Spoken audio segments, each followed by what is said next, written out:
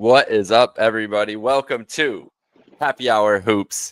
It is Thursday, June 26th. It's Jake, joined with Steve today. No Dunny. Dunny is on vacation. Dunny's a traveling man. Dunny's been all over the map this week, but we got a big week of news, so let's get right into it. We got a lot to talk about. We haven't talked about any of it really either, Steve. So this is going to be great for us. Yeah. Like a lot going on in the league.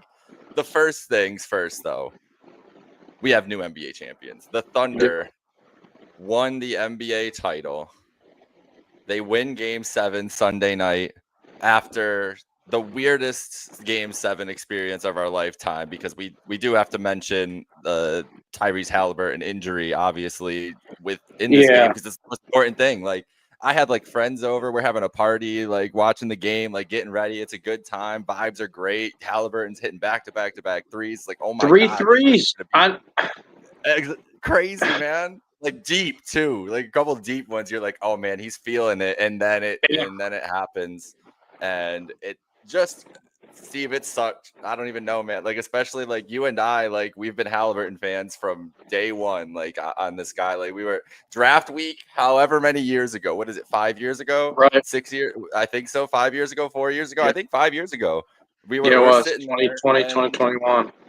Yeah, whatever. And then we're sitting there raving over Halliburton when he gets selected, and then to come here and to see it this week, he's gonna come back. He's gonna come back strong, but it just put such a damper. And then I don't know about you. I thought I was believing for a minute in the Pacers. To get it done. I mean, would have been a sports movie. Yeah, they just kind of ran out, I think, of time, right? They had the lead at halftime, and once you give the Thunder the halftime to adjust and everything, they just didn't have the talent to match up with them. McConnell, tried to do as much as he could, but he, had a lot of turnovers. He was put in a tough spot, and it's just they couldn't really get it done. They just didn't really have the talent. But it was tough because it kind of took the air out of the building when it happened, right? Because you're watching this game, and I think you and I both agree it was a really good NBA Finals. And we're watching this game. Everyone's hyped for Game 7. The Pacers have been the Cinderella team. They've had, unbelievable wins in this postseason. And now, you have to have the hardest one of them all, which is win on the road in Oklahoma City, which is not easy, against a team that was a 68-win team this year. And Halliburton makes the first couple, and you're like, oh, my God. There are games where Halliburton kind of, I don't want to say disappears, but takes a little bit of a backseat. And then there are games where, wait, this is a guy who's, a pass-first playmaker. Look, he might score 40 tonight. And I think that was the feeling everyone had. He made the first couple go in. And we were like, oh, my God, we're in for a war here. Halliburton is going to do whatever he can to will this Pacers team to a championship, despite, how tough it may be. And when he goes down, man, it just took the life out of the building. And it kind of ruined the game, to be honest with you. For both teams. Obviously, the Thunder, they're champions, right? And they had one of the best seasons. And I can't stand the people being like, oh, look at this Mickey Mouse playoff run the Thunder had. They won. They won the championship. They won 68 games in the regular season to put themselves in that position, and they won convincingly in a lot of the games in the regular season. So don't try to tell me, it wasn't a good run, because it was. It was very impressive. But I think what hurt was Game 7. Everyone was watching Game 7. It got the best ratings out of any of the games. Obviously, it's a Game 7 NBA Finals. And everyone was finally starting to believe in this Pacers team. All the haters and everything were finally like, maybe they are this kind of Cinderella story and everything. And we just will never know, because, you can't tell me that the Pacers are the same team without Halliburton, because they're not. And it kind of completely changed the way they played the game, their game style. I mean, Ben Mathurin played pretty well. A lot of his shots were kind of late in the fourth quarter when the game was starting to get out of reach. But regardless, he had a solid game. But it just didn't feel like that Pacers team. And Halliburton had that kind of killer instinct where, it's like, I don't care what the odds are. I don't care what anyone said. I'm going to go get it. And he's kind of had that all postseason. And for him to be robbed of that opportunity on the biggest stage is heartbreaking as an NBA fan. But also, too, it's hard because the Oklahoma City Thunder, when they won, it almost felt like everyone expected it after the Halliburton injury. It was kind of like everyone was just kind of over it. They're like, all right, let's just get to the end of this 48 minutes of this game. The Thunder are going to win. We know they're going to win. And even at halftime, Jake, when the Pacers had the lead, I was just kind of like, yeah, Thunder are going to win this game. They're just going to pull away. They just have more talent. And we saw that kind of third quarter, fourth quarter stretch where their defense just made it impossible for the Pacers to get shots up. Pacers had so many turnovers, and it just felt like they just didn't really have their spark. And it was tough because it ruined, in my opinion, not only a great championship, potential championship game 7, but it kind of ruined how we would have reacted to the Thunder winning the championship. Where if it would have been a war against a fully healthy Pacers team and Halliburton was kind of going demon mode, right? And the Thunder still won, then it would have felt a lot better. But I mean, the way the Thunder reacted to the game ends, they just kind of walk over to the sideline, dapping each other up. Like it did not feel like they won a championship. And I get like the Thunder, like that's kind of how, they've felt like they've been better than everyone all year long, right? And they've been the heavy favorites. So I guess, but you just won your first championship. Everyone on that team won their first championship except Caruso, and it felt like a regular season game to me. Like everyone's praising Shea. Shea was 8 of 27 from the field. No one talks about that. Yeah, he had a great playmaking game. Don't get me wrong, the 12 assists, and I think he still scored 20 points.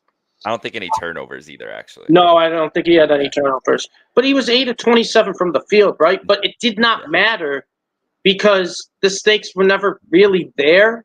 And it was that thing like at halftime, even though the Pacers led by 1, it just felt like Thunder going to pull away. And they pulled away pretty quickly in the third quarter where it kind of killed everyone out, the excitement out of it.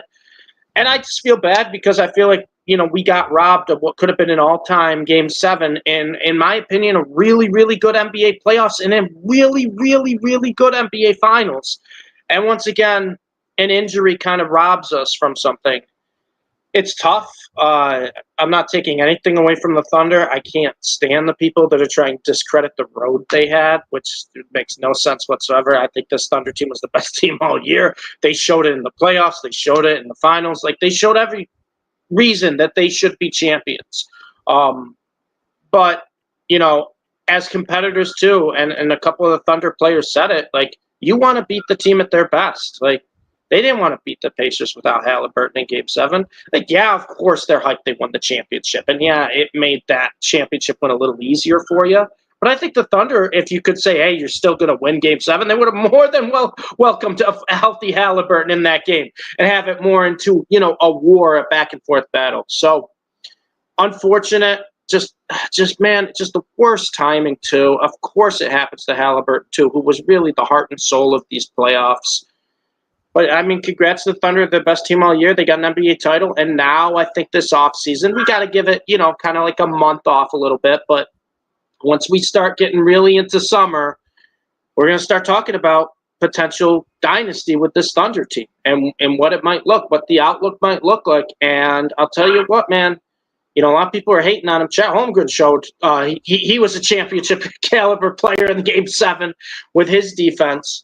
But yeah, it'll be interesting to see because I like both the outlooks of these teams. The Thunder, obviously, everyone's talking about that this could be the worst Thunder team we see in 10 years, which is terrifying to think of. But hey, first championship, maybe of many in the next decade. Maybe. I will say it's the West. Specifically this week, the West has gotten a lot more interesting. But we can save a little bit more of that to go on because I do think the Thunder they should be the prohibitive NBA title favorites, barring any injury or anything like that, or any dramatic breakup, or J-Dub turning into a prima donna or something. Who knows? Whatever other things have happened throughout NBA history that I don't think will affect this Thunder team, though, because I think that's the reason you see the subdued celebration and like J-Dub even interviewing before Game 7, like, oh, win or lose, man, like. It'll be great to be in that moment. And people really didn't like that quote. And for me, I was just like, honestly, bro, that's good perspective because he's not going to he's not going to let Sunday ruin his life one way or the other. He wants to come back and win another one next year, no matter what. Like, he knows that this is just like one step here. And so I think that they're like, and maybe just a team that they've clearly like presented themselves in a specific way all year long. So it is what it is. I'm really impressed by them being able to withstand that. In going into the halftime down, they could have gotten their heads down in that game 7, and they came out and were just the same Thunder that they've been all year long. And you remember that quote? It's from the TikTok that's like so viral of Shea being like, my whole life is consistent, and then you got both the Jalen Williams behind him going crazy. But that's literally like they mean that.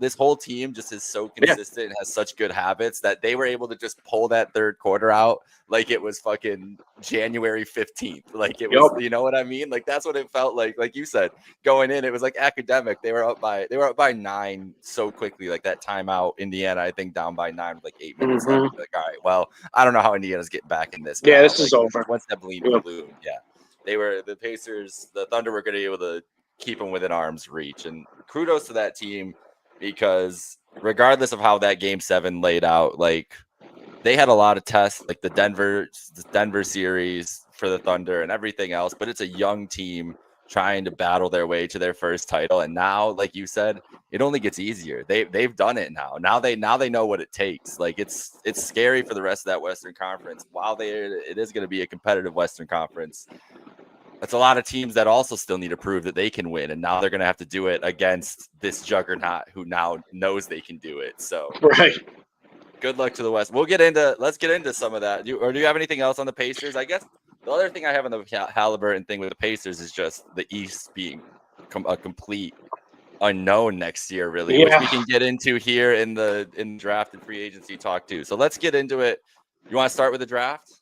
Yeah, we can start with the draft. So are you fully back? Are you Mavs Steve now as Cooper Flag is officially I'm excited for this roster. I will tell you that much. I still, like I said, it's going to be hard to support a team when Nico Harrison is still calling shots there, but I'm excited. I'm excited for this roster. I know you're going to miss Kyrie for a little bit at the start of the year, but a potential, playoff lineup.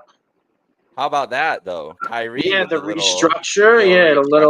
Take a little restructure each year. Kyrie loves Dallas, man. He loves Dallas. He really does. And he must want to have a chance to play with AD too.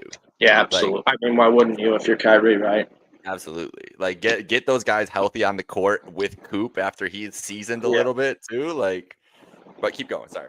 But I'm saying it's an exciting roster, right? You look at a potential starting 5 in the postseason of Kyrie, Klay Thompson, Cooper Flag, Anthony Davis, and Derek Lively.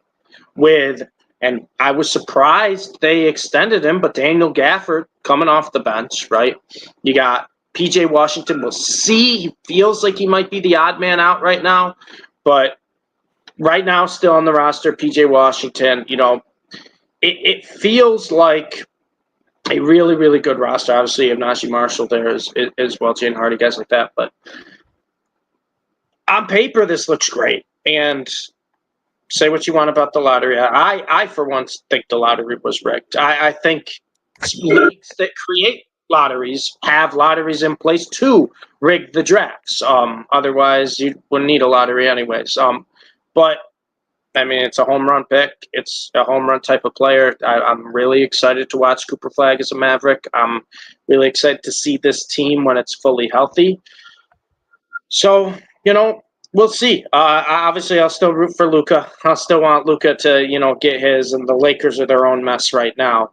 But this is the first time Mavs fans have probably felt excited in a long time. Obviously, they felt excited when they won the lottery, right, because they just know they're getting Cooper Flag. But now it's official. Have Cooper Flag. It should be a fun team, and the Mavericks are now with Cooper Flag, Jake. This is a team that's probably going to be top 5 in the West, in a loaded West. This is a team that's going to be right there again, and I'm excited to see. I was a little surprised about the Jason Kidd Knicks rumors going around. And then next thing you know, Jason Kidd's on the phone with Cooper Flag talking about how he loves him, can't wait to see him there. classic Jason Kidd there. And I don't think Jason Kidd, I've said this all the time, I've been consistent with it. I don't think Jason Kidd's a great coach. I think he's a great players coach. I think players like him, players respect him.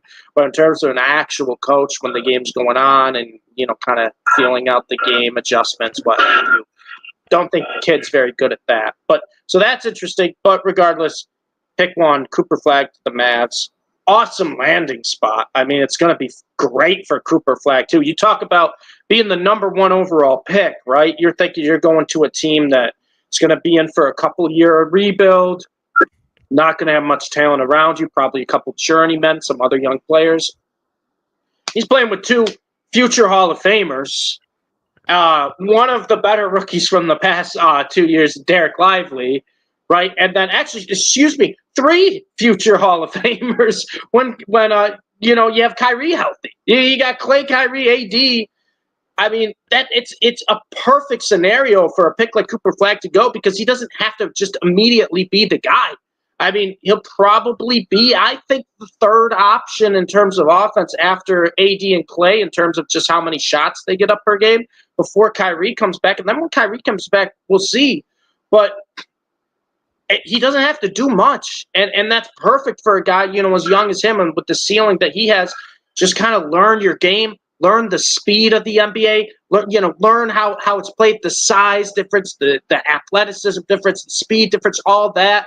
He's so good defensively too. His awareness down low. He's such a good shot blocker. He knows how to guard on ball. He knows how to guard off ball. Like, there's so many things Cooper Flagg does other than scoring, which he's just great at. Obviously, he's a great finisher. He passes a big. I can't say enough good things about him, which actually makes me kind of upset because I'm talking about a guy I watched at Duke, and you know how much I hate Duke. And I told you guys when he went to Duke, I was like, I want to hate this guy. I want to hate him. I didn't want him to be good. I was like, this typical guy. I feel like everyone's overrating out of Maine. I don't care about his high school tape. He's going to Duke. You know me, I'm a college basketball junkie. I start watching, and I go, oh, no. I'm about to watch Duke games just to watch this kid and root for this kid. Now he goes to the Mavs. Match made in heaven. I can't wait to see what he's capable of. It feels like, as long as he's healthy, rookie of the year, this is a can't-miss prospect. It's a Wemby Banchero situation over again where it's just play the year and you're good. It'll be fun. I'm not gonna lie. I'm very excited to watch some Mavs games with Cooper Flagg with that roster, man. The Mavs have a loaded roster, despite Nico Harrison making his best efforts to blow it up. Well, I was gonna say too, the thing is, Coop gets to learn from all these guys too. Like he's gonna get to put up shots with Klay Thompson after practice for hours and things like that. Like he couldn't have ended up in a better situation. It's definitely rigged, but good for Coop. Like that, it's rigged. Yeah. Honestly, it worked out best for him. So I'm excited to see what they do this year. I'm with you. Like I wasn't sold on him at first, the first couple watches, and then the more you watched him, and the more I really started watching and just seeing all the little things that this guy does on the court and the way he just impacts the game every possession, no matter what. It's pretty crazy. So he's going to be really fun. The Spurs went with Dylan Harper, number 2, which was not a surprise at all there. Steve, you know what I found out today that I can't believe that I never knew? I did not know Dylan Harper was Ron Harper's son. Makes all the sense in the world. Had no idea. I don't know why. Like I just something, one of those facts that went right over my head. And I should think more about that when in the NBA with these guys more often. And Ron Harper Jr.'s brother.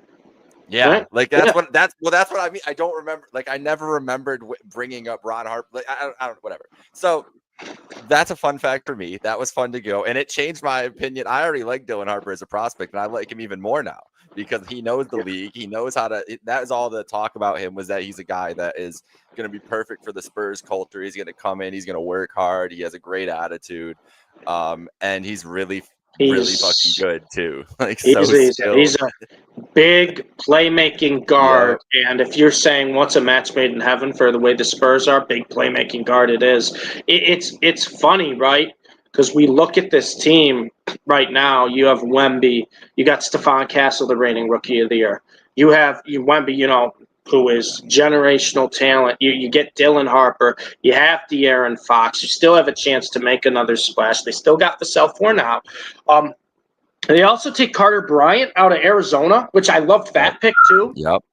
Another athletic freak that can shoot, really good three-point shooter. This is a team that I'm looking at right now, and I know how good the West is, and I know how tough it is to say, oh, this team's going to be good, because it feels like you can make the case out of the 15 teams in the West that 13 of them could probably be 50-win teams next year, and I would at least hear out your argument. Man, it looks like the Spurs – time might be now, Jake, and it'll be interesting to see what they do, because I get one of them's probably going to come off the bench. I think you're trading Vassell for sure, but De'Aaron Fox, Harper, and Castle, it'll be interesting. I don't think they can play all three of them at the same time. Harper, but he can be 6'6", 6'6", and 6'3". Well, that's the thing. That's the thing. And Harper could be kind of almost like that Amen Thompson for Houston, right?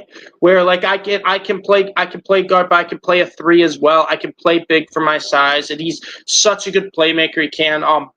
So we'll see. I just love this draft, and I gotta give the Spurs one of my winning teams for the draft for a number of reasons. Number one, they just didn't trade out a pick 2 and, give like a wild trade blockbuster, get kind of an aging star. They stuck to Wemby's timeline, and they drafted just the second best player of the draft convincingly. And number 2 here, Jake, the reason I think the Spurs are the winner is I think Carter Bryant, 13, such a good pick for what this team needs too. And you're telling me, like, you kind of like stay put at both picks. You get Carter Bryant, you get Dylan Harper. Like this is a team that these guys are going to be able to impact the game right away. And I know Wemby got hurt last year, but when he's good to go and this team's good to go, if you want to talk about an athletic team, I don't know how many teams are running with the San Antonio Spurs next year. They are athletic freaks, you might say. Yeah. And that's what you can tell with the mold they're going for. And it's going to be, they are, again, league pass darling. Darling again, even more than ever. Like, first of all, Fox, Wemby was like has been my league pass darling for the last 2 years. And before that, it was Fox. Like, I was in college. There were so many late nights in college that of me doing homework, watching the Kings play like the Wizards or something to watch some De'Aaron Fox, because I really thought he was going to be like the best point guard in the league, which didn't happen. Still a very good point guard. So this is perfect for me. I'm very excited about this team. I think the league, and if you're NBA fans, you should be excited about it. Edgecombe going to the 76ers, not a surprise at all. No. There either.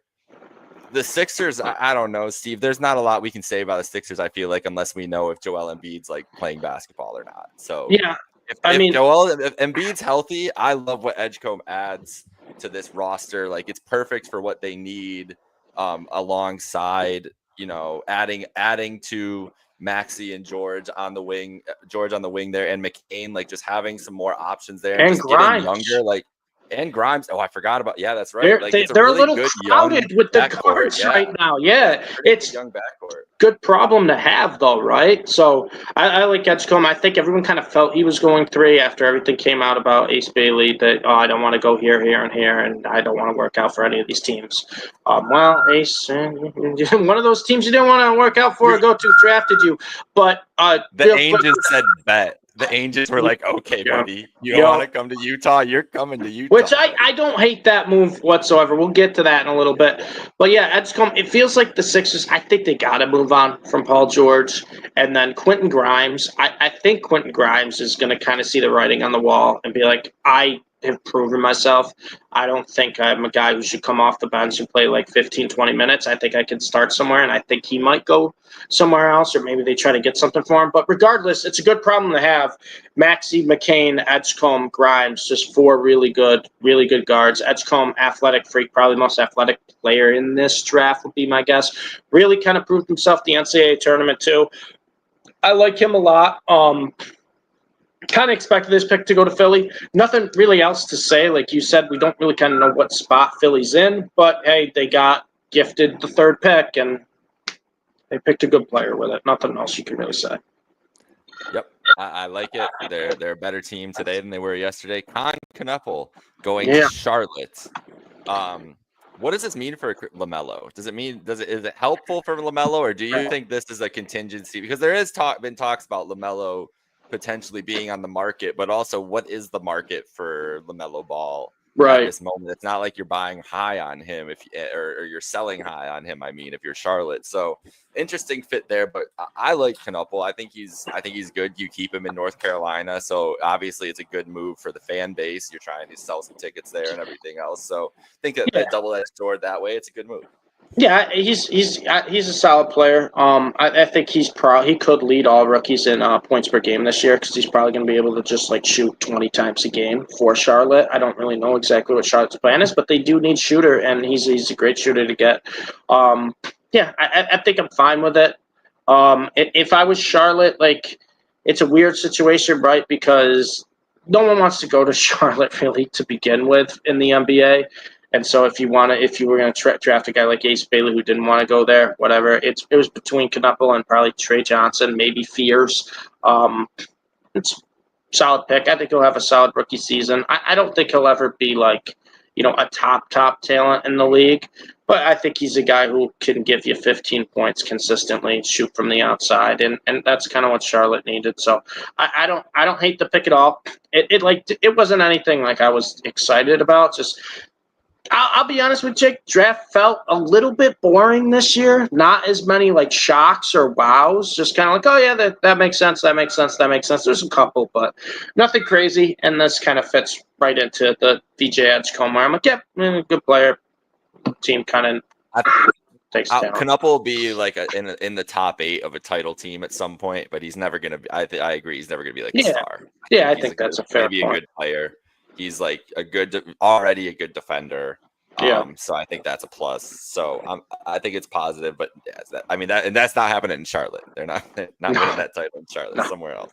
Ace Bailey, as we talked about, getting picked number 5 here. This was the fun part of the draft here, where the Angels were just like, we're just gonna take Ace Bailey because here's the thing: they either convince him, and then they have a guy who honestly is a steal, a guy who had top 3 value, but decided to try to move around and do whatever he wanted to do, or they have a really nice trade piece for something else with a lot of other pieces that they have to maybe make a deal with another team for a star.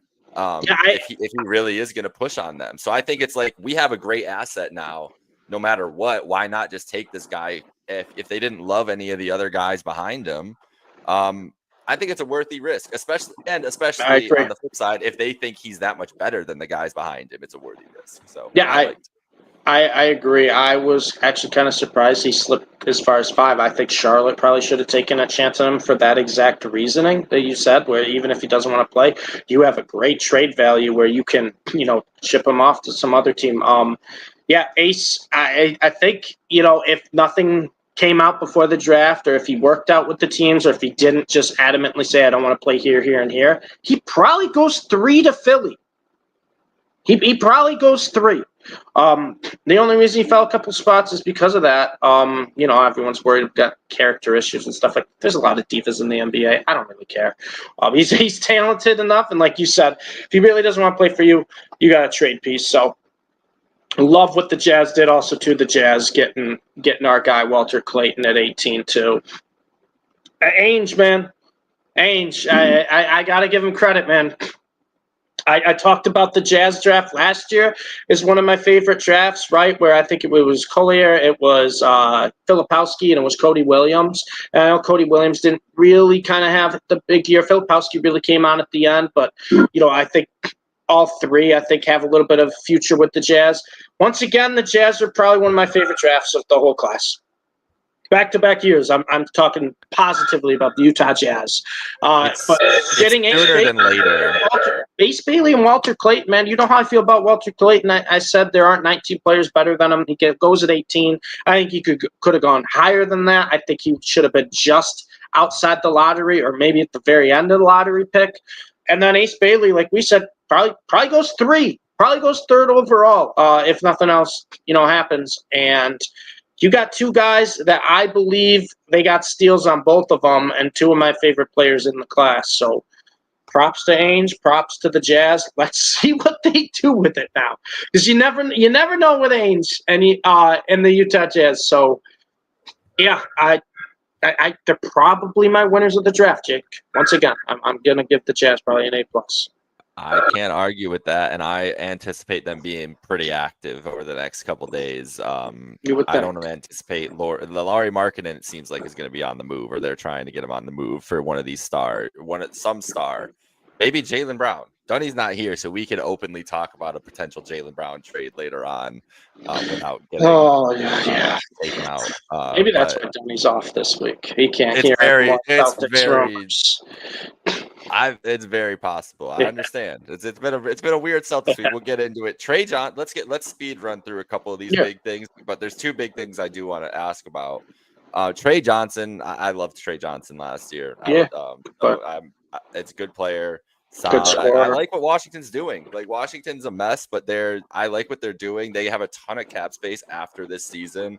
But even having a Smart, Middleton, and McCollum, like, it's a meme. Like, you keep seeing it, but it's real vets on your roster that can give a professional example to a young team rather than just having a young team of just like chaos. So I don't mind it. Pay the guys. You got to pay somebody. To come out, do something. The perfect guy for Trey Johnson to learn from too is CJ McCollum. So yeah, why not? Absolutely. So let's get into New Orleans here. Jeremiah Fears, I'm cool with in a vacuum. Like, I think he's. I really like Fears. Yeah, like I think he's a good. I really like player. Fears. He might take a couple years, but he's got a super high ceiling. This is a guy who has potential to take over games if he can really reach it. I mean, this is a guy who's a great scorer, great playmaker. I really like Fears. He has kind of that swagger you want, and a guy you don't want to kind of build a team around. I really like Fears. Incredible ball handler. Like, he could do everything, and he's probably the most raw of any of the top 10 picks. So it's a work in progress, or I don't even want to say work in progress, because I do really like his talent. Just kind of like a project. Drew a lot of fouls in college.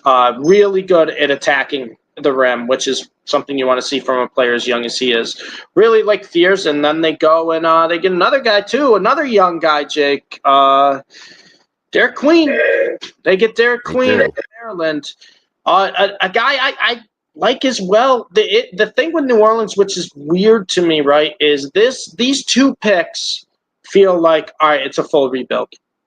That's what these two picks feel to me, because I think they're both great players down the road. I don't think they're going to make a huge impact their first couple of years. They're both so young and their talents are still raw. I think Fears has a higher ceiling than Queen. I still like Queen.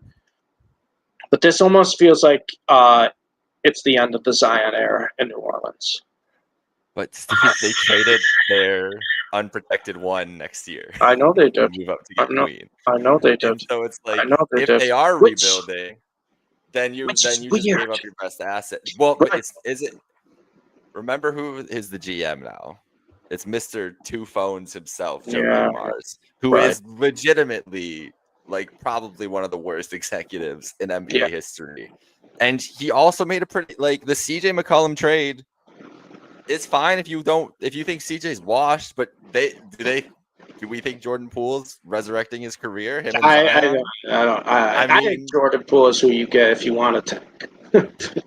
That's what I'm saying, but so I don't know what's going on here. He must love Derek Queen. He must really love Derek Queen. I mean, it's a weird situation, right? Pelicans won, I think, 21 games last year.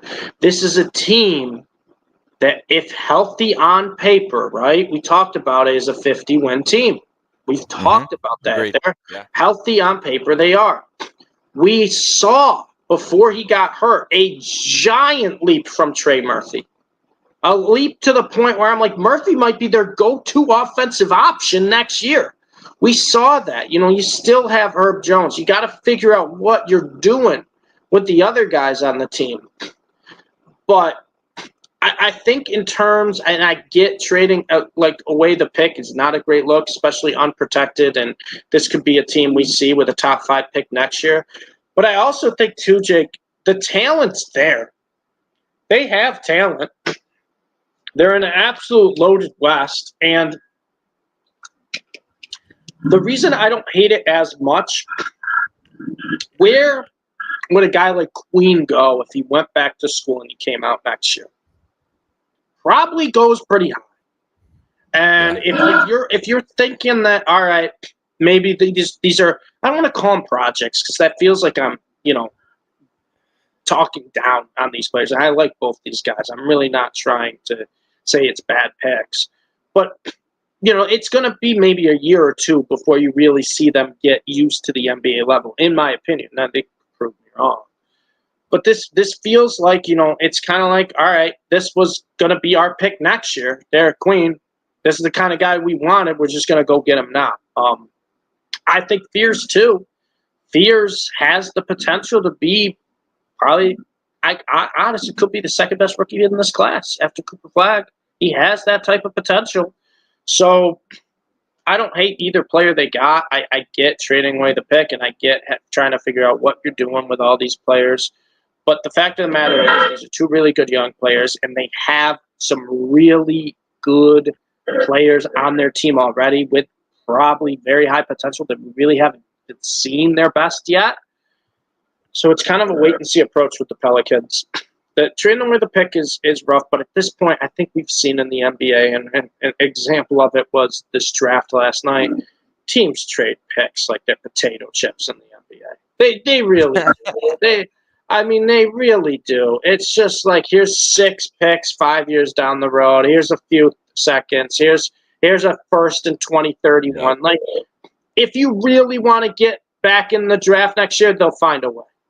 Right. Well, and you know what? I wouldn't do this if I was a team, but if you want to tell your team, like, we're not tanking next year no matter what, like, we're trying to win, true. You get rid of your first round pick. Yeah, you're not wrong. Not wrong. And I think that's part of this too, is like they're telling it's like a motivating factor for a young team. Like, listen, we're not going to try to lose at any point. Right. We want to make the playoffs. We want to build around you.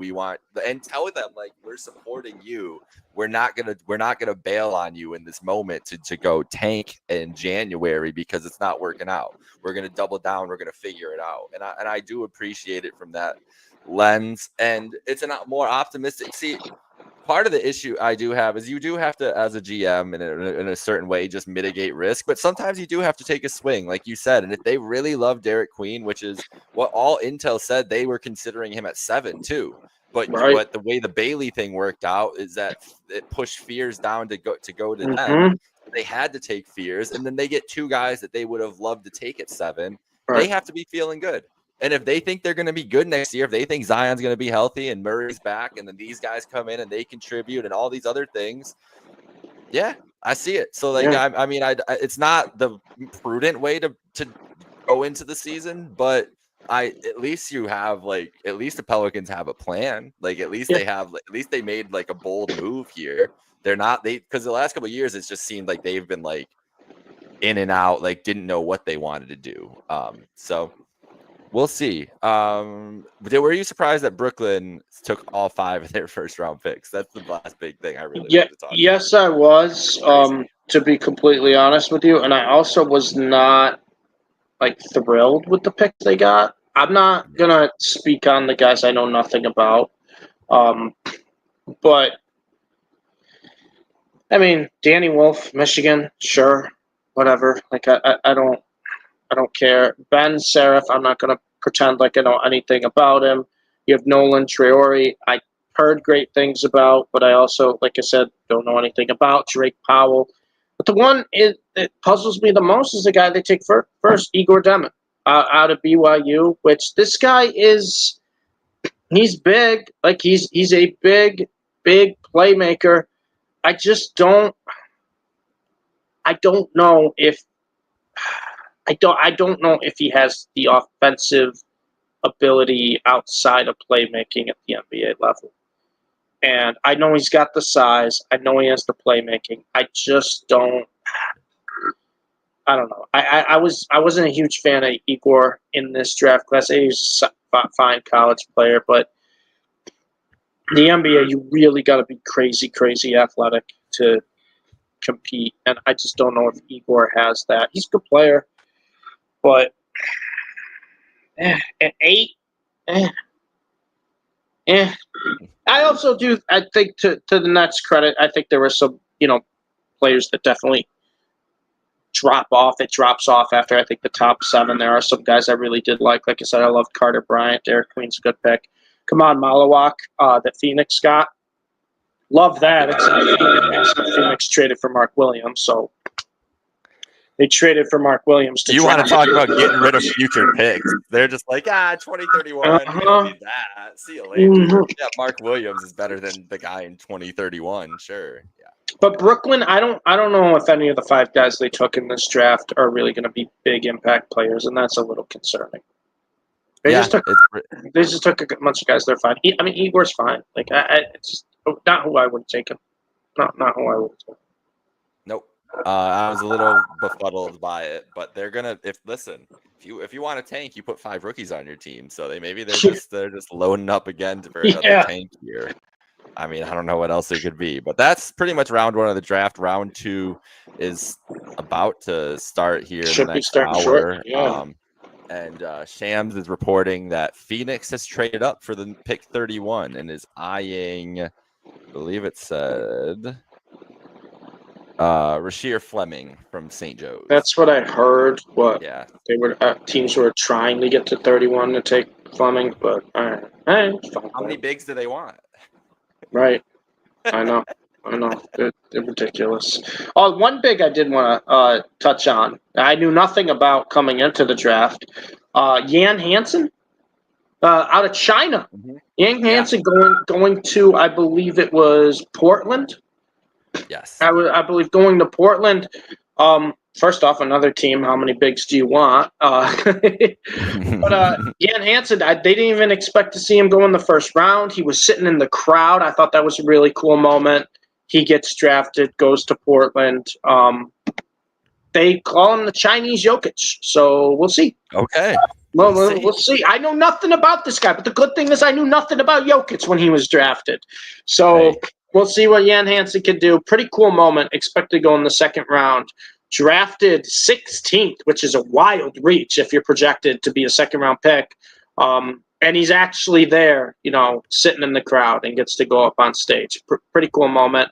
Good for him. Not going to pretend like I know anything about the guy. My first time watching Jan Hansen was last night when they showed his highlight reel. But, hey, if you're being compared to Jokic in any type of way, good for you. Also, too, I don't know if you were watching when they showed his highlights. Some of the blocks this guy got, my God. Yeah, he was I saw some of the highlights. Top of the backboard, man. It's quite impressive. So I had to give him a shout out. Don't know much about him. And then the other one I want was Walter Clayton, but we touched on that. I think Utah had a really good draft with Walter Clayton. I'm excited about Utah this upcoming next couple weeks for sure. Last 2 picks, kind of sleeper picks I want to touch on. Nick Clifford, Colorado State. This is a guy who goes to the Kings. Nick Clifford is a big guard who can play like a big. He almost averaged a double-double in college last year. Decent playmaker, really improved on that last year, but this guy's a scorer. When Colorado State was on their win streak that pretty much willed them into the NCAA tournament, and if you remember, Colorado State was a Derek Queen buzzer beater away from beating Maryland and going to, I believe that would have been the Sweet 16, I think, to play Florida. Nick Clifford, man, really, really good player. I really like the fit for the Kings because I think he'll be able to fit right into their play style. And I think this is a guy who, despite going later in the draft at pick 24, could stuff some stat sheets for the Sacramento Kings team this season. And it could be one of those guys that, he doesn't win Rookie of the Year. He might be on the first team all-rookie, but it's a guy where you're like, wow, Clifford's averaging like 15, 7, and 4. Like that's how I feel with Clifford. Really like Nick Clifford. And then the other one, I can't say enough good things about this team. The Orlando Magic getting Jace Richardson, I thought was awesome. This is a guy who went from, coming off the bench at the start of the year to Michigan State to being a starter, and he's just a scorer, man. I mean, just like we talked about, like you want to have the dads who played in the NBA. Jason Richardson's son. I mean, Jace Richardson, this guy's electric. This guy is a highlight reel. This guy is just a bucket. And the Magic, who just traded for Desmond Bane, right, who was pretty much a bucket, they go and draft another bucket. So the Orlando Magic, I think, Jake, have kind of seen the East and all the injuries and what the outlook's like, and they're like, hey, you know what? Banchero is going to be healthy coming into this year. Our roster's actually going to be healthy. Wasn't healthy this year. Wasn't kind of healthy the year before. It's actually going to be healthy coming into a season. You know, Suggs, Banchero, Wagner, they're all taking those steps up. Let's get some guys who could just score the basketball around them. They trade for Desmond Bane, and now they draft Chase Richardson. And I think he's not going to start for the Magic, but he's going to come off the bench. I think he's going to be a spark plug. Honestly, a little bit like a Cam Thomas in Brooklyn, I think, for this Orlando team right away, and then we'll see what his ceiling is. Because, like I said, I mean, he's got Jason Richardson's DNA in him. He's got that athleticism. He could take a big leap in a year or two. Another young player as well that I thought might go back to Michigan State because we really saw him, you know, have that kind of leap in the middle of last season. But I'm excited. I think that's the perfect fit for Jace Richardson. I know I was teasing Dunny a little bit, being like, I wonder if he falls to the Celtics, because I thought that would have been a great spot for him too. But Jace Richardson in Orlando and Nick Clifford, which is funny, they were back-to-back picks, 24 and 25, I believe. Two of my favorite sleepers in this year's class, and two guys I think can make impacts right away at the NBA level. Love that. Love that. Well, we got a lot of – there's going to be a couple – superstars out of that first round, no matter Always. what. Like, you know, no matter what, like everybody every year is like, oh, this draft sucks, or oh, this draft's loaded, and everybody's always wrong one way or the other. So I like a lot of the fits for last year in the draft. And the draft is so much more important with the second apron and everything else. Like a lot of these teams really got to hit on these guys to be playing like effective basketball next year or in 2 years. But let's get into some of the big trades before we end the show. There more trades? A lot of trades. Were there more trades? There's a couple trades. Where should we start? Let's not start with the Celtics yet. Let's start with Durant. Let's just do that. Kevin Durant traded to the Houston Rockets. Phoenix getting Jalen Green, Dylan Brooks. They had number 10, which we talked about earlier in this draft. They own number 59, which I believe they just traded to move up to 31 that we just talked about. 2 2026 second round picks, a 2030 second round pick via Boston, and a 2032 second round pick. So that was all the 5 second round picks that Steve was referencing earlier in the show. Here the Phoenix just like Houston's just like, just throw that one. Yeah, but ultimately, Houston didn't have the Houston Rockets huge winners in this deal because they giving up basically I don't care about giving up Dylan Brooks in this regard. Basically, Jalen Green for Kevin Durant is what this deal boils down to me, because that's what Durant needs to take. What was our biggest complaint about Houston? We really loved them. We didn't trust that they could score consistently in the playoffs. And now they have one of the greatest scorers of all time on their team, taking the place of their lead scorer. This is the exact player that Houston needed. This is the exact player we were telling them, this is the type of guy you want to go get. And we were kind of almost like joking. I remember saying like Durant to Houston would be crazy, and they made it happen.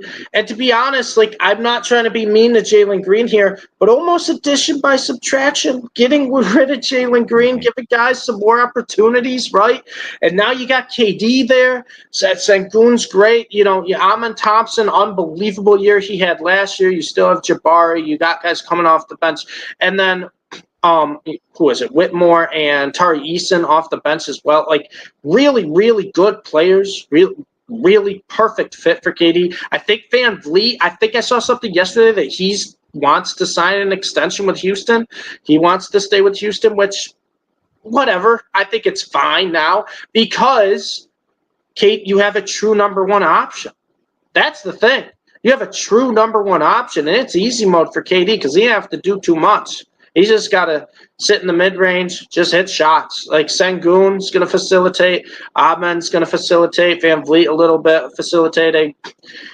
KD's just got to just do what he does best, Jake, and that's just be a pure scorer. And I really, really like this fit for the Rockets. And I really like this fit for KD as he's winding down at the end of his career. He gets a team that has been very close, but is that one piece away, and he's the piece. So really like this move for Houston.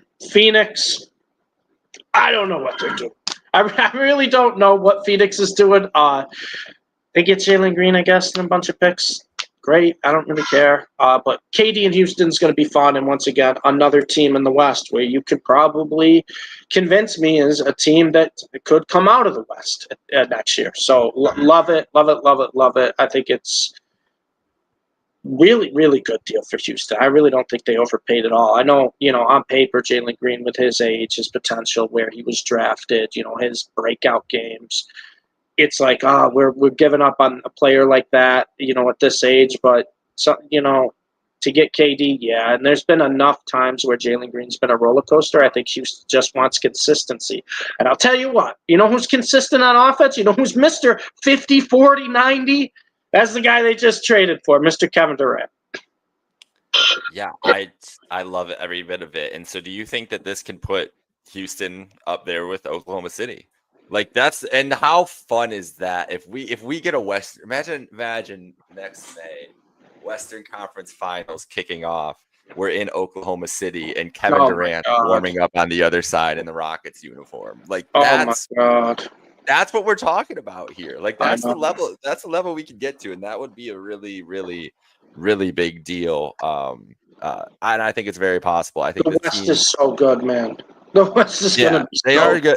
The West is really good, but this is a team that if Thompson gets a little better, and if KD adds the scoring the scoring punch and stays healthy the way he should, and just like replaces whatever Jalen Green scoring was, but adds to it and adds consistency that you were discussing.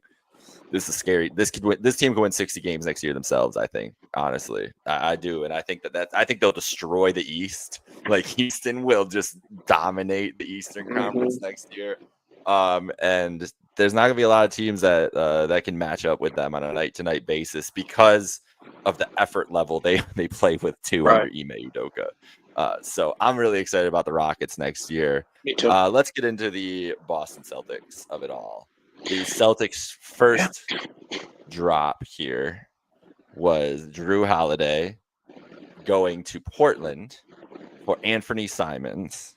And then they followed it up by moving Kristaps Porzingis to the Hawks.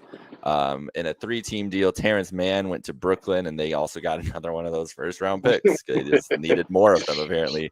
And our guy, Georges Niang, is still a Boston Celtic. I was the biggest Georges Niang hater on the Cavs, so I'm so happy that he's a Boston Celtic now. He is a mass guy, so that makes sense too. But we knew this was coming. This was inevitable for the Celtics. They were needed. I believe I saw a graphic the other day. Before these trades, their bill was going to be $540 million. Yeah, it was something insane. Yeah, so now they're still a little bit above the tax line, and I think they're like at $280 million though. So just these two deals, dropping your payroll $260 million. You see why they had to do it. This is just the price of being a championship level team in the NBA nowadays with this new CBA, this new second apron, and everything else. But Steve, I like Simons a lot. I do too. I'm worried about two things with Simons. The first thing, it feels like a rental, right? Doesn't it feel like just a 1-year rental with Simons? And there was even rumors that he was like getting shopped last night. Yeah, I know. That's how it feels to me. And number two, if it's not, and Simons is here to stay, he's a volume scorer. He's an okay playmaker, right? He's an all right finisher. He's a volume shooter. He's a volume scorer. He doesn't play defense.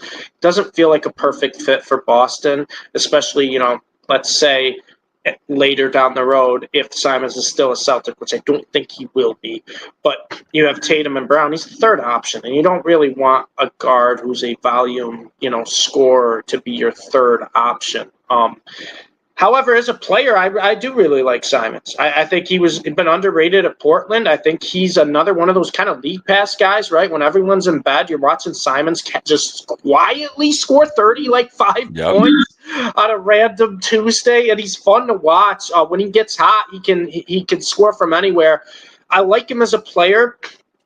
I'm curious to see if he'll be on the Celtics after this season. And like you said, he might even be shopped before that. But if he is on the Celtics this year, it'll at least be fun. I think he's kind of a good fit for the rental 1 year and then maybe try to shop him, see what you can get.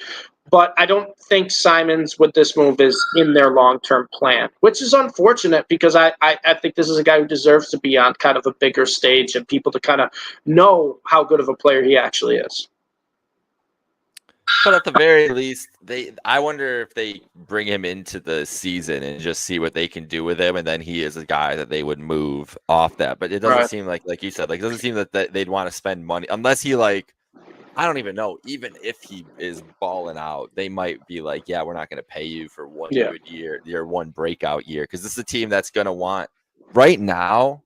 And let's talk about the Jaylen Brown of it all, too. Because Jaylen Brown rumors are still – I don't think because he didn't get dealt last night. I think – you want to know what I think? Can I put my conspiracy hat on here? Yeah, please do. You think Brad Stevens likes Ace Bailey?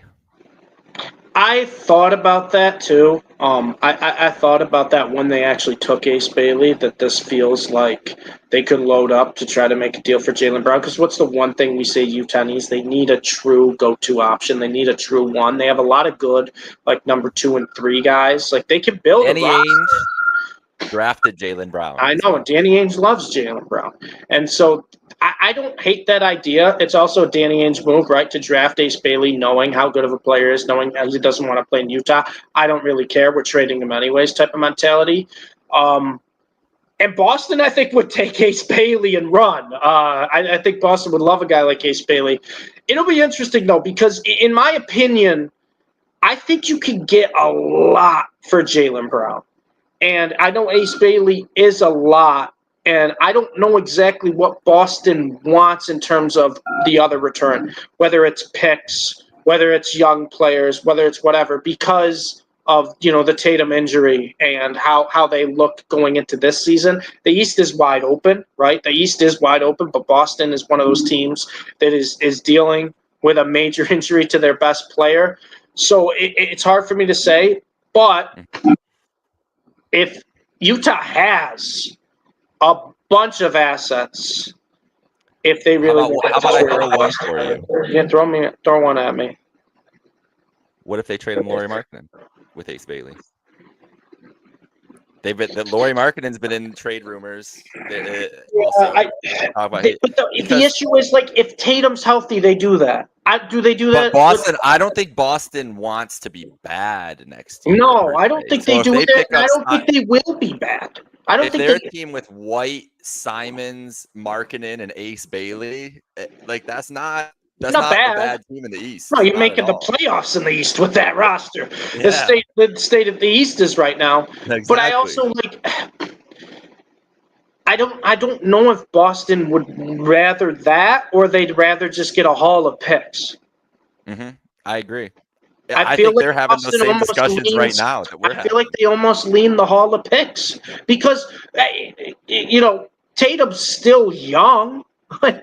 He's not going to play probably this year. Maybe he comes back at the very end, but he's still young. Derek White's another situation you might have to have a conversation about if it's not this year, maybe next year, of what the future is with him. And Boston, like I said, I think both of us expect Anthony Simons to probably be gone after this year. I feel like he's kind of a rental player, but I like Anthony Simons. It could be a whole change for Boston, but I also think Boston, too, is not that type of team. They win a championship, right? They don't sell their soul to try to get back the next year. Boston always looks ahead, and they're one of those teams that's always consistently good. They've had a couple years where they weren't great, but for the most part, they're always consistently good, and the reason they are is how they kind of set up their rosters and set up their team. And if you talk about a trade like that with Utah, that could go bad quickly. And I don't know. It could, but here's the pushback on it with just contract wise with Jalen and Markkanen here, Right. because Markkanen maxes out. He's under contract the next 4 years, 46, 46, 49, 53. So big number, big number. But Jalen is 49, 53, 57, 61, 64. So you're saving, if you just take that, you're saving about 11 million. And then you add Bailey in, who's probably, I think your fifth pick there is around 10 to 12 million that he makes per year. So it's basically even salary trade. And I agree with the response for doing the picks is you just have all the cap flexibility going into next summer then. And it's like, okay, well, we can go build around Tatum and do this stuff. But my response would be, we could go get Giannis. They could do that, but maybe Brad loves Markkanen and maybe he loves Bailey and he's like, this is my rebuild. Like, I could do this now and just get this out of the way. The Bailey thing is just interesting to me because he talked about wanting to go to the East Coast, and maybe we just missed the East Coast team that we were talking about, especially with that Ainge and Boston connection, especially with the Jaylen Brown smoke, especially with the Lauri Markkanen smoke. There's just too much there to ignore, but maybe it's all part of, like you said, Boston, I'm sure, is having the same conversation we're having. What do we want to prioritize? Do we want to take a chance on players and be good and then see how they mesh with Tatum after not playing with him, or do we want to just clear the decks and be bad? I don't know if. But the thing is, I think the problem is, and this is where Dunny would be helpful in this conversation, because Boston fans might not be willing to take a step back next year. They're really like on edge about not being competitive next year. I get that, but I also think, too, if there's 1 year you can get away with it in the East and not have maybe the God Squad roster that Boston's had the past 3-4 seasons, but have a decent enough roster where you're like, we could probably get to the playoffs, and then maybe Tatum comes back at the end of the year. It's this year. It's this year. Jake, we're talking about this year we could have a 30, 35, 36 win team in the playoffs in the East. Right? What's that, 30, 35, and 47? Just the way the conference is set up. Man, I don't know. So we'll see, but I think Boston would rather get a haul and get out of cap hell than just like, all right, we're kind of doing a swap here for a couple players to make the salaries work. It's gonna be tough, but they don't have to do Lauri. They could still do Bailey and a bunch of picks, and then be like, we'll take Ace Bailey. We love it. They could do that. I'm really keeping an eye on that with Utah selecting him. I don't hate that Brown at all, because I still have antennas up. I think that's the biggest piece left. The other big piece left, I have to mention it. LeBron hasn't accepted taking his player option yet. He's got till Sunday, and he has not made a decision on that. I don't know why Bill Simmons keeps bringing up the Cavs. I don't know what the Lakers are doing. I don't know why Bill Simmons keeps bringing up the Cavs, but I will be on here selling you the Cavs are winning the title if LeBron's on the Cavs next week this time. You see the Lakers are like the favorites to get Andrew Wiggins now? Like, what are they doing? I don't know, man. I don't think they were the favorites to get Bam 3 days ago. Now they're the favorites to get Wiggins. What are we doing, Lakers? Yeah. So what's good with Miami? Like, what's going on there? Like, Miami is a mess right now. Two teams, very much a mess. Like, and Reeves, that could be some Reeves smoke because Reeves apparently declined max extension. Yeah. Which is interesting, but probably, I mean, why do you need Reeves and Luka on the same team? In my opinion, so there's a lot of pieces out there. The LeBron thing, though, I'm not even worried about. Like, the Cavs thing is just like fun for me, but it is weird that he has not declared anything yet. And just been very, very quiet. And that deadline is Sunday, so it's coming up. We'll see there. Any other? Who else is like? I don't know if there's any. I guess Paul George is getting talked about right now. Yeah. So maybe the Kings. Kings might be trading Sabonis. Yeah, they could be just fire sailing. They might be trading DeMar Sabonis, so we could see that with the Kings.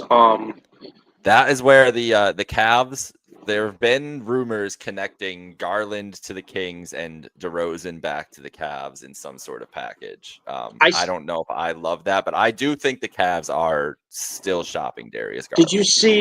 Did you see Sabonis rumored to the Celtics? As that might be the Jaylen Brown piece? Oh. Well, Yeah. they need a big. I know. Who's playing center for the Celtics? Right. Yeah. No. I was right now. It's Tillman, right? Yeah, I think. Yeah. Cedric Tillman. I think that's it. Like, is Al Horford playing basketball next year? I doubt it. They're gonna force poor Al into one. They're like, Al, we need you to start. We need you one more year, Al. No, but I saw that and I was like, that's interesting. I mean, the Kings, I feel like, are going to trade pretty much everybody. We'll see what the Kings end up doing. And then the other one, I know we briefly touched on it in the draft, but Mark Williams. I didn't think he'd stay in Charlotte. Phoenix.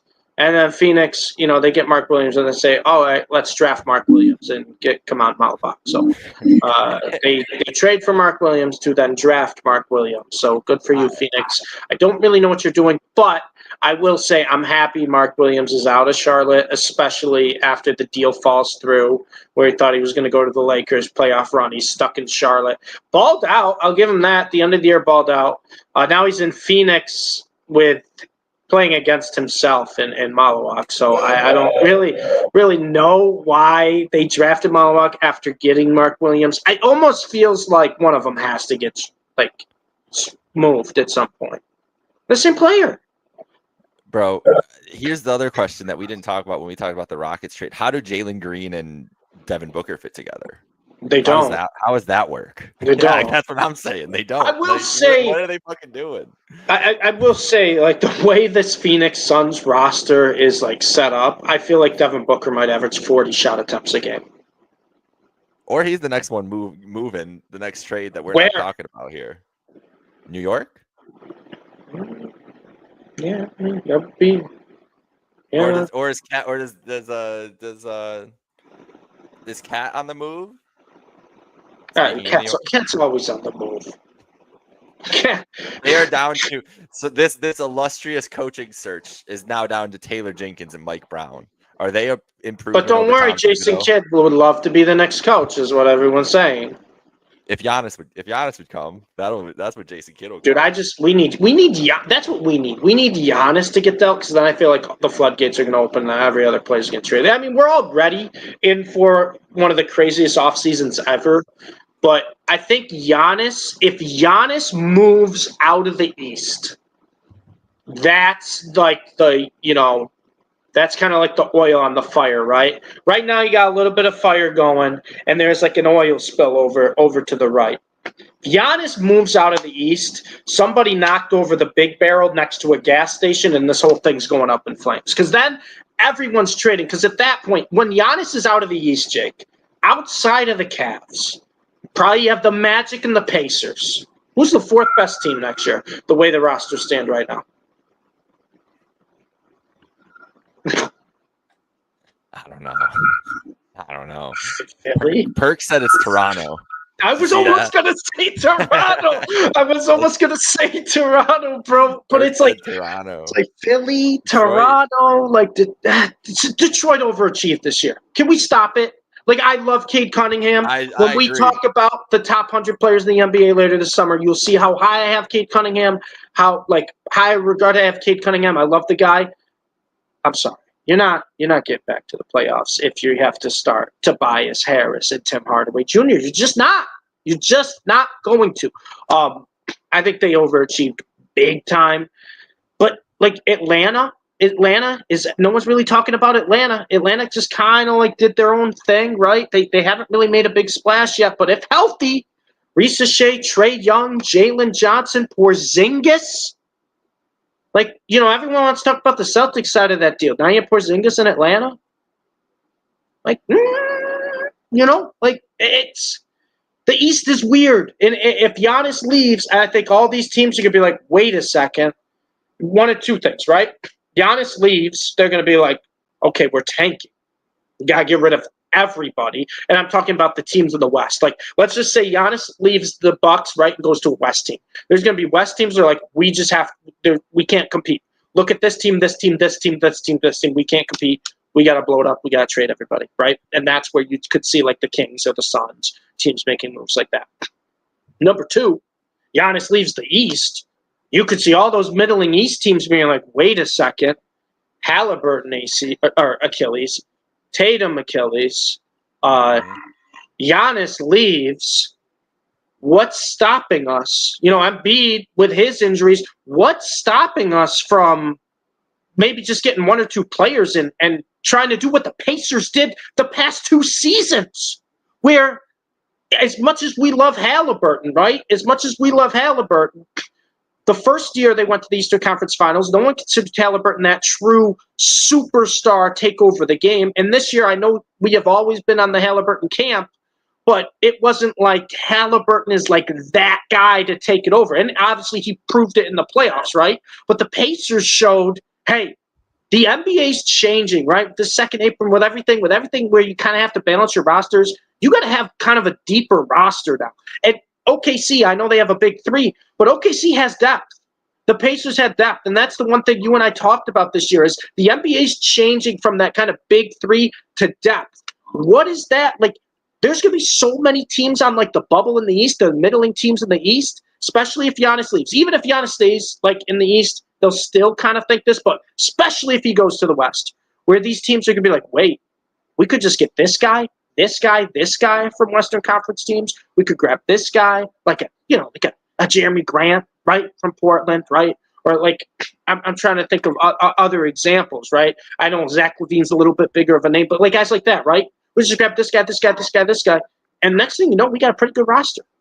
And I think we could see that we talked about this year as how crazy it'll be for free agency with the stars. And we've already seen multiple big stars get moved, get traded, and a lot more looming.